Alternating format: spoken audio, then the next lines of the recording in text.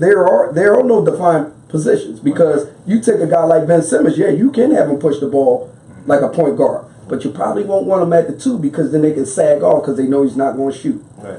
But you can put him at the 3. Right. You can also have him defend at the 4. Right. So he's a position guy that can play multiple positions, but he is or has in his thought concept of being a guy who can facilitate. Right. He plays defense. And people, they really are microsizing how hard it is to get a triple-double with one shooter on your team. Yeah. Absolutely. You get what I'm saying? Yeah. Now, you do got a post guy if you drop it down, he go one dribble, that's an assist. But the law average ain't in his, it's not it. But put him on Golden State. Oh, he's a triple-double almost every Look night. what Sean Livingston did at point guard off the bench. If you moved Ben, let's say you swap Ben for Draymond, that's a 70-win team. Every day. Easy. And they might not lose that many games. Right. Easy. Because, you got Steph playing off the ball, you got Clay playing off the ball, you put Durant off the ball. What Clay showed us the other night. Yeah. 40 I argued a dude down in my barbershop. Here we go, barbershop and talk. this dude told me, Draymond Green ain't even all that good. And I said, well, what do you consider good? I think I was there that day. I'm going to say his name, Jerry. I'm going to give you a spotlight, Jerry. Jerry, call up, man. Jerry told me, Draymond is not all that good. I said, well, on that team, he doesn't have to be great, but he's the ticker. Yeah. So he's your power forward. Yeah. He's one of, 4 power forwards. No, I'm sorry, 2 power forwards that'll get you a triple-double. Yeah. So that doesn't make him special. Right. If it's 100 of us in the room and I'm the only one that can make a shot from back here, me and you, we're special. They're devaluing and that's the problem. And that's an issue with me. No question. Because if you play, it's not easy. It's not easy getting a double-double. And I almost had a triple-double in high school. Shout out to my man Durham, man. He missed that layup, but Did you make him run extra last man? He missed that layup, man. It's hard, man. It's hard, man. It's hard to get a triple-double. He might have been easy. And it's even tougher in the league. He might have been a little bit of hateration, man. He might have knew he was getting that triple-double. We played a team that we knew everybody was going to score, man. Come on, man. I took it easy that day. Yo, come on. Just everybody else get theirs, It's just crazy, man, when I look at how a lot of people just, when you say a guy's garbage, all right, you're saying he's garbage amongst his peers. You're not saying he's garbage amongst us who don't play every day, who a cat can come up like Willie Burton came down to the Baker League and gave him 50. Yeah. Could I say something, man? For all these people who think professional athletes who sit on the bench are garbage, there is no professional athlete who's sitting on the bench who's garbage. Contrary to popular belief, that dude trash, that dude sucks. They on an NBA team, they're on an NFL team, they're on a Major League Baseball team. They are not garbage. They will come out here and destroy cats. So let's get rid of that Duke can beat Cleveland Cavaliers. Yeah, let's get rid of that comment, because there's a difference between playing an NCAA 40-minute game in a 48-minute game with a 24-second shot clock against grown men. Real grown men. We call some college kids grown men, but now you playing against real grown men that's playing for their livelihood. People go to an NBA game and say, it's not that exciting, the speed is too slow. You get out on that floor and that speed will come at you a lot different than what it looks like on the stands. They sit down, if you can ever sit near the floor, you will understand. You'll understand what the difference is in a basketball game. In any basketball game that matters, college or pro. But I think the Sixers will be fine. I mean, they just got to get back on track to what makes them tick. And to me, they got to get the ball into Joel. I mean, you got to run the offense through Joel. It's got to go in and then out. Shouldn't go out and then in. And that's the problem with in our basketball right now. We're playing outside before we go inside because we are a positionless basketball game now. But Joel needs to have the ball more, and You know, yeah, of course you got 3 guys on the team now who all demand at least 15 shots a game. Right. And that's tough. That's not that much time in the game. Right. You know, Jimmy wants the ball. You know, Ben needs the ball. Then you got to get JJ some shots. You know, and you know, like I said, your ball has to go into Joel. He's a beast. And people forget too. This is really his 3rd year in the league. Right. His 3rd season. His 3rd, hopefully, full season. You know, I don't think he played every game last year.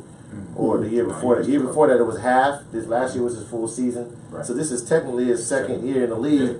You know, so far at this date. Yeah, and they rested him on that. Yeah. So I mean, so it's like, you know, you can't expect somebody to understand an 82 game season if they haven't played it all. Yeah. You know, and he's still learning. He's like 24, right? We got one of the youngest teams in the league, man. Man, you know, it's exciting. I've been down to the Wells Fargo Center this year, and I got to see them play against Toronto, and it was a good game. I think Kawhi didn't play that game, but Kyle came back, and it's crazy that they're winning without Kyle playing. Yeah, I was just about to say that. And Kawhi, they take turns on who's sitting out this game, but you know, I had an opportunity. I'm harping on that because my best friend, my brother, is an assistant coach on the team. When I went up there recently, and I watched Nick Nurse in his practices, and you know, we're talking about coaches catering to today's society of ball players. Here's a team that, you know, I've never seen. They have a live DJ with 2 turntables, live DJ in practice. Wow. So as you know, when Nick Nurse is speaking, the DJ will turn the radio down, the music down. The minute that he stops and they go live, he'll turn that music back up. So again, he's catering to these young guys because the league is young. Right. Let's be real, people. There's the average age in the NBA is probably about 21. You know, let's think about it. You're not going to have too many old teams. Like Kyrie's not even hit 30 yet. Yeah. Right? Yeah. Kyrie's not even hit 30 yet, right? Yeah. No, LeBron is what, 33? 33. And he's played almost 20 years in the league. It's ridiculous. You know what I mean? Come on. So I mean, these guys are coming out of school younger and younger and younger. You know, and I'll get into the college game in a little bit because I've had some opportunities to work with a lot of young college guys right now that you guys should keep your eye on, especially tomorrow. There's a big game, but we'll talk about that. But getting back to the NBA, just seeing what these guys do, man, it's incredible. I went down and watched a G League game that was at the Wachovia because a young boy I've been training, Bobby Johnson, BJ. He's from LaSalle, went to LaSalle. He was playing with the Orlando team, and kudos to my guy. Which belongs with the Orlando team too. Mill. Oh yeah, Mills. yeah. Shout to the Mills too as well. Yep. So I mean, Friend Central in the house, Lower Mary in the house, but you know, and these young boys was out there trying to chase their dreams, and they had some great games, and like I said, I had the pleasure of working with BJ for the last 2 years, and seeing him grow as a basketball player, man, and you know, G League's not getting enough credit for what these guys are doing. You know, I mean, it's not a tough league. They could beat college players too as well. They could beat a Duke, you know, because and it's just, you know, we get so fixated on the young fella doing all these dunks, right? And we get so fixated on Sports Center and showing all the highlights. We don't get to see the, you know, the missed shots that he has. Right. You The know, X's and O's. the X's and O's. Right. You know, what is he on his defensive principles and all these, you know. Well, everybody views games. Yeah, a lot. Like I said, if you're a student of basketball, everyone knows if you're a student of basketball, women's basketball is what you watch. The technical, fundamental things in basketball is in women's basketball. The pump fake, the footwork, everything in women's basketball is fundamental because the parity of players are almost equal on every level. There's nobody jumping from the free throw line, dunking on people. You may have a couple girls that are, a couple women, excuse me, ladies, because I don't want to call you girl. I don't want nobody calling up here and mine start come over here with Tiki Torch, Ray Burner, joint down. These young ladies in women's basketball are all fundamentally sound from the ground up because the athleticism, unlike in men's basketball, is totally different. So that fundamental stuff is real. It's real. And it's imperative in your game. You can see when somebody has that fundamental structure in their game. So let's jump on that with the fundamentals. I'm gonna dive into that for a second.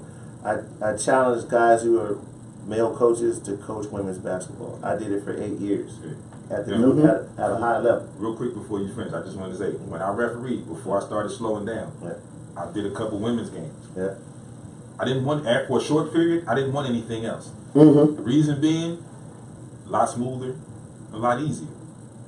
And people that are referee understand what I mean. I'm sure you guys know, you played, you understand it because you know, but it was a lot easier and it was a lot smoother. The game went smooth. You make the call and this, okay. You made the call. All right, here's the ball. Let's go. Let's keep playing. You know, it wasn't the, well, why did you do this? Sometimes. You know, sometimes. Sometimes. Yeah, sometimes. I mean, you do get it. You know, you go get it nowadays. I know you're going to get it because of the nature. But comparing it to but the men's comparing business, it, right, it's like if you were to say to me, yo, I got some games for you to reference. First thing I'm thinking, what's the age? And second, male or female. If it's high school, unlimited community league, I don't want no parts of it. I don't want no parts of it. It's for me, in my opinion, it ain't worth it. Yeah, it ain't worth it. Go ahead, Jay, get to what you was going to say. No, for real, as a male ego that we have, when I started my basketball journey after I came back from playing in Australia, I went and did an internship with the Orlando Magic, and it was one of the greatest feelings I ever had. I'm working with Doc Rivers and Tracy McGrady at that time. This is the second year. Mike Miller's Rookie of the Year. Grant taking care of his ankle, but I was doing video coordinator. For those who don't know, that's guys who sit in there and they tape and they cut the game up. And at that time it was deck to deck. It was taped VHS. If y'all too young to know what VHS is nowadays, but DVDs and CDs and all that stuff was really on there. It was early 2000s.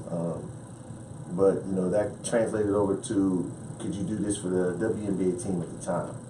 And at the time I had that male ego. I was like, man, I don't want to watch no female women's basketball. And them girls, man, they was professionals. They were more professional than the NBA players were. I mean, they just took the game just as hard as we did. Now, I grew up with four sisters. I understand. I was never a male chauvinist, but at the same time, I wasn't going to take time out of my day and go watch a women's basketball game. That just wasn't me, unless my sister was playing.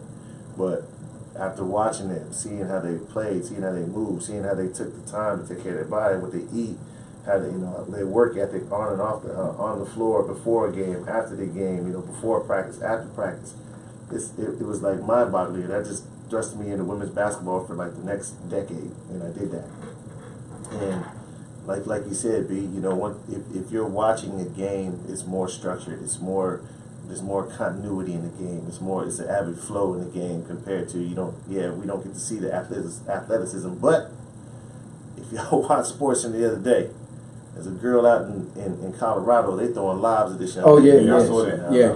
Come on. Yeah. So their game is coming. It's coming. It's coming. It's coming. It's coming. And kudos, because I got a 7-year-old daughter, man, and she's starting to play hoops now. And it's the greatest thing in the world to go sit there and watch her play, and the excitement of her and her team, even though she got shook last week, which little girl gave her a jab step and she fell for it. She was gone. I was picking up. I was showing her mom, like, yo, check this out. She did it 3 times. I'm like, man, you gotta watch this jab step. She can move 3 times, baby. But I love it, man, and it's just something to it. All these guys don't be negative towards women's basketball, man. That game is great. It's lovely. I make my son watch. Yeah, I watch it all the time. And it's funny. A few years back, I had a guy, one of my coworkers, talking to me. We were watching the WNBA game. Yeah. And he was out of the room for a second, and I'm right in front of the TV, and I'm watching this game. Like, I'm into this game like no other game. Like, nothing else is going on around me. I'm into this game.